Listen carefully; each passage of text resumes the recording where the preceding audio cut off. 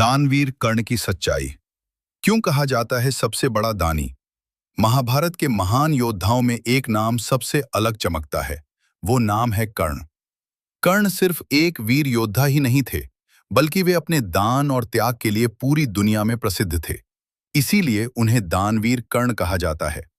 कर्ण सूर्यपुत्र थे। हर दिन सूर्योदय के समय वे सूर्य देव की पूजा करते और उसके बाद जो भी उनसे कुछ मांगता उसे कभी खाली हाथ नहीं लौटाते। गरीब हो या अमीर, बूढ़ा हो या बच्चा, जो भी कर्ण के पास आता वो हमेशा मुस्कुराते हुए उसे दान देते थे। कर्ण के लिए दान सिर्फ एक कर्तव्य नहीं था, यह उनका धर्म था, उनकी पहचान थी। लेकिन उनकी सबसे बड़ी परीक्षा तब हुई जब इंद्र ने उनकी परीक्षा लेने का निर्णय लिया। इंद्र जानते थे कि कर्ण के पास जन्म से ही एक दिव्य कवच और कुंडल है जो उन्हें अजेय बनाता है। इसलिए इंद्र ब्राह्मण का रूप धारण करके कर्ण के पास पहुंचे और उनसे वही कवच और कुंडल मांग लिया।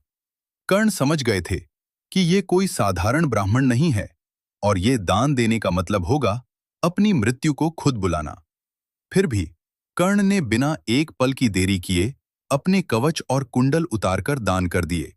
ये था उनका वचन, ये था उनका धर्म। युद्ध का समय आया। महाभारत का भयानक संग्राम शुरू हुआ। कर्ण ने वीरता से युद्ध लड़ा, लेकिन कवच कुंडल के बिना वे धीरे धीरे कमजोर पड़ने लगे। एक समय ऐसा भी आया जब कर्ण युद्ध भूमि में घायल होकर गिर पड़े। लेकिन कहानी यहीं खत्म नहीं होती। कहा जाता है कि उस समय भी एक ब्राह्मण उनके पास आया और उनसे दान मांगने लगा। कर्ण के पास अब कुछ भी नहीं बचा था, लेकिन फिर भी उन्होंने हार नहीं मानी।